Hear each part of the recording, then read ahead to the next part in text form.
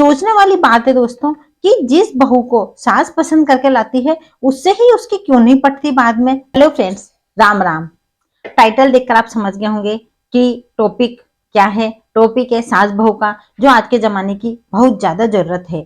क्योंकि जब सास बहू में नहीं पटती है तो घर के जितने भी जने होते हैं वो सब परेशान हो जाते हैं, चिंतित हो जाते हैं, ऑफिस में ढंग से काम नहीं कर पाते हैं, या बिजनेस में हो तो वहां भी उनका मन नहीं लगता है।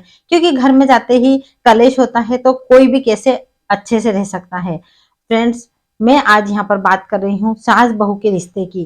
क्यों रिश्ता इतना खराब हो जाता है, क्यों वो रिश्ता इतना खराब हो जाता है जिस रिश्ते को सास पसंद करके लाई है, यानी कि बहू को खुद सास पसंद करके लाई है, लेकिन बाद में वो इतनी बुरी हो जाती है बहू के लिए। क्यों हो जाती है, तो आज हम इस बारे में चर्चा करेंगे दोस्तों। तो सबसे पहला पॉइंट है कि शुरू से जो लड़कियों का माइंड सेट कर दिया जाता है। हमारे यहाँ क्या होता है कि लड़कियों को शुरू से बताया जाता है, कहीं ना कहीं कोई ना कोई और किसी न किसी जगह पर उसे ये जता दिया जाता है कि सास नाम का एक प्राणी होगा जिससे तुम्हें निपटना होगा। और इस तरह से उसका माइंड सेट हो जाता है कि सास तो खराब होती है। ऐसा नहीं करना चाहिए। हमें हमारी बच्चों को शुरू से ही सास के नाम से सिर्फ माँ का दूसरा रूप ऐसे बताना चाहिए, तो उसकी छवि वही बनेगी सास के लिए, और आगे वो कभी भी इस बारे में ऐसा नहीं सोचेगी कि सास खराब होती है। जो कारण होता है दोस्तों वो होता है कि लोग बाग मसाला लगाकर बात करते हैं। बहू से सास के बारे में मसाला लगाएंगे और सास से बहू के बारे में अलग ढंग से बात करेंगे। वही एक व्यक्ति सास से अलग ढंग से बात करता है, बहू से अलग ढंग से बात करता है, लेकिन आपस में दोनों सास बहू की बात न होने से ये बात पता नहीं चलती है और सामने वाले को अच्छा समझती हैं और आपस में एक दूसरे को दुश्मन समझती हैं। जबकि है तो सास बहू माँ बेटी का रिश्ता है। के बाद दोस्तों थर्ड नंबर पे जो बात आती है वो आती है जनरेशन गैप की। जनरेशन गैप होता है तो जाहिर है विचार अलग अलग होंगे। विचार अलग होने से उनमें नहीं पड़ती है, जबकि सास को सोचना चाहिए कि बहू नए जमाने की है या फिर अभी लड़की है, तो उसके विचार उस हिसाब से रहेंगे। और बहू को सोचना चाहिए कि सास थोड़ी उम्र की है, पुराने जमाने की है, तो उसके विचार वैसे ही रहेंगे। किसी को भी एकदम से हम पूरी तरह से नहीं बदल सकते, धीरे धीरे उसे अपने हिसाब से ढाल जरूर सकते हैं।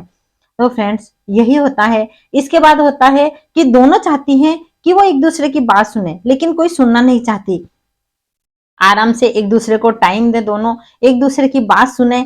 और चौथी बात आती है दोस्तों कि यदि वो दोनों एक दूसरे को दोस्त की तरह देखेंगी, उनके साथ आपस में ट्यूनिंग होगी इतनी अच्छी कि वो अच्छे से बात कर सके, खुल के बात कर सकें, घूमने जा सकें, शॉपिंग कर सकें, तो उन्हें बिल्कुल एहसास ही नहीं होगा कि सास है या बहू। दोनों ऐसे ही रहेंगी जैसे कि फ्रेंड के साथ मजे में रहते हैं। इसके बाद आती है दोस्तों, दोनों की सोच अलग अलग होती है। सोच अलग अलग होगी सही, क्योंकि लड़की अपने अलग माहौल से आई है और सास अपने अलग माहौल में है।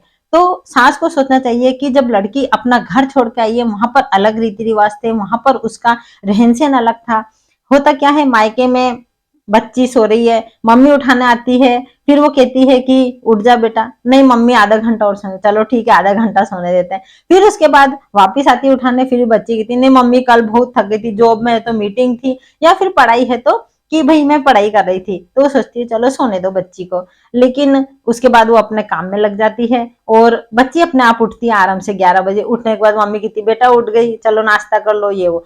होता क्या है, जब ससुराल में आते हैं तो वहां पर उससे बहू की ज्यादा अपेक्षाएं रखते हैं और चाहते हैं कि वो जल्दी उठ जाए, सारा काम कर ले। तो ये एकदम से तो संभव नहीं है, क्योंकि आजकल लड़कियां पढ़ती हुई आती हैं, या तो कॉलेज करके आती हैं या फिर स्कूल करने के बाद भी मान लो शादी होती है तब भी वो पढ़ते हुए आती हैं, तो एकदम से घर का काम तो नहीं कर सकती। धीरे धीरे एडजस्ट हो जाएगा, टाइम लगेगा, थोड़ा अपने को पेशेंस रखना होगा, दोनों को रखना होगा, उसे भी काम सीखना होगा और सास को भी थोड़ा एडजस्ट करना होगा कि बहू को यहाँ पर अपने घर के रीति रिवाज सीखने में थोड़ा टाइम लगेगा।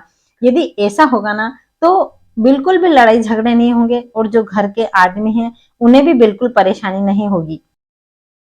इसके बाद बारी आती है दोस्तों कि जो पति नाम का प्राणी है वो सास और बहू दोनों के बीच में पिसता है, घुन की तरह पिस जाता है। यदि वो उसकी सुनता है बीबी की तो जोरू को गुलाम कहा जाता है, और सास की सुनता है तो माँ का लाडला या माँ के कहने पर ही चलने वाला आदमी, इस तरह से उसे सुनने को मिलता है।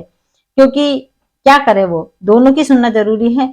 तो करना क्या चाहिए बेटे को कि सास को अलग समझाना चाहिए और बहू को अलग समझाना चाहिए। सास को सास के हिसाब से समझाए, बहू को बहू के हिसाब से समझाए, तभी ये मामला सुलझेगा। हालांकि प्यार दोनों करती हैं, अब एक अपने पति से करती है, एक अपने बेटे से करती है, लेकिन जब बात दोनों की आती है तो वे नहीं सोचती कि पति को कितना दुख होता है जब घर में लड़ाई झगड़े होते हैं, उसका मन काम में नहीं लगता है या वो अच्छे से नहीं रह पाता, उसको नींद भी आती है कि नहीं, ये नहीं सोचती और आपस में लड़ाई करती रहती है। तो यदि वो अपने बेटे के बारे में, यदि वो अपने पति के बारे में सोचेगी तो हो सकता है ये लड़ाई झगड़ा वैसे ही कम हो जाए, क्योंकि जब सामने वाले को हम प्यार करते हैं तो हम सोचते हैं कि ये कम परेशान हो, तो हम उसके लिए थोड़ा सा त्याग तो कर ही सकते हैं।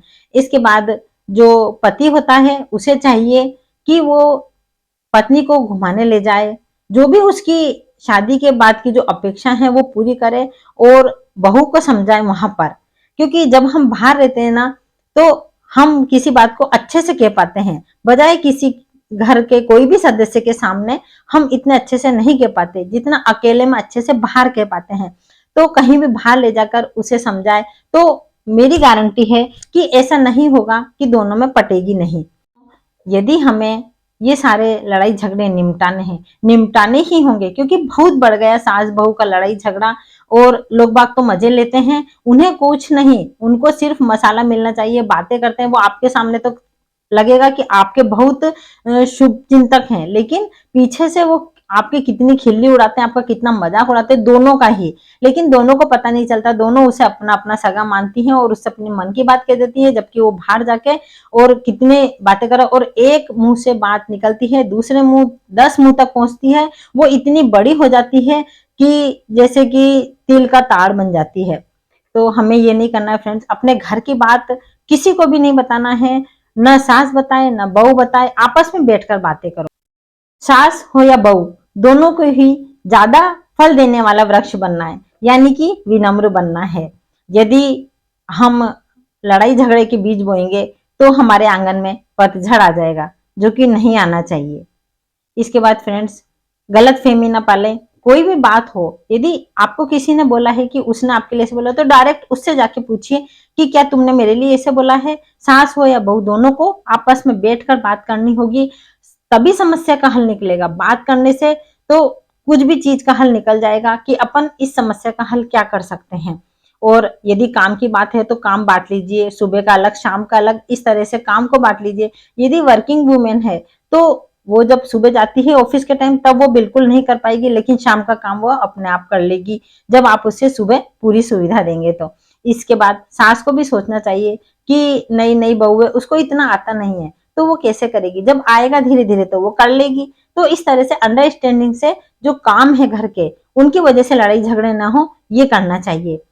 हमें किसी से अपेक्षा नहीं रखनी चाहिए इतनी ज्यादा कि जैसे बहू आई है तो वो सोचे कि सास मेरे लिए ये करेगी या मुझे इतना अच्छा रखेगी। जो जैसा है उसको वैसा ही रहने दो, सास जैसी है उसे सास जैसा रहने दो। बहू यदि नई लड़की है और अपने घर में आई है और वो किस तरह से रह रही है, वो घूंघट नहीं करना चाहती, तो आप ना करने दो। बस मर्यादा आंखों में होती है और लाज शर्म आंखों में होती है, घूंघट से नहीं होती है, तो उसे अपने हिसाब से रहने दो। बस थोड़ा समझा दो कि हाँ, बड़ों की इज्जत करनी है, चाहे तुम अपने हिसाब से रहो। इस तरह से दोनों को आपसी समझ के अनुसार काम करना होगा। एक क्या होता है फ्रेंड्स, जब भी हम टीवी सीरियल देखते हैं, घरों में आजकल टीवी सीरियल बहुत देखे जाते हैं, आधी से ज्यादा झगड़े की जड़ यही है, क्योंकि इन टीवी सीरियल में कभी भी नहीं बताते कि परिवार जोड़े रखने वाली बहू है या परिवार जोड़े रखने वाली सास है। उसमें हमेशा लड़ाई झगड़ा, एक दूसरे की चुगली, एक दूसरे की बातों को इधर से उधर कहना, किसी दूसरे का आकर घर में लड़ाई करवाना, ये सब बताते हैं। इसकी वजह से भी घर में लड़ाइयां होती हैं। टीवी सीरियल को जहां पर देखें वहीं पर छोड़ दीजिए, उसे अपने मन में मत रखिए कि उसने ऐसे बोला था, उसने ये करा था तो हम भी ऐसे करेंगे।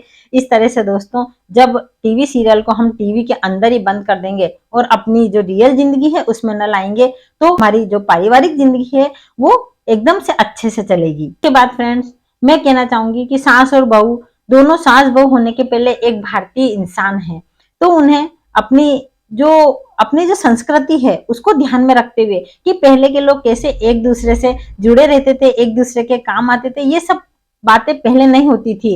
जो एकल परिवार का जलन हुआ है वो अभी ज्यादा हुआ है, क्योंकि लड़ाई झगड़े होने लगे तो फिर लगता है कि इससे तो अलग रहें। आखिर में मैं बस यही कहना चाहूंगी कि हमारा जो दिमाग है एक गार्डन की तरह है। यदि इसमें सकारात्मक विचार आएंगे तो वो हरा भरा खिला खिला रहेगा, और यदि नेगेटिविटी आएगी, किसी के लिए गलतफहमी मन में है और किसी के लिए हम गलत ही सोच रहे हैं, ज्यादा अपेक्षा रख रहे हैं उससे, तो वो एकदम से बिखर जाएगा, उसमें एक तरह से पतझड़ आ जाएगा।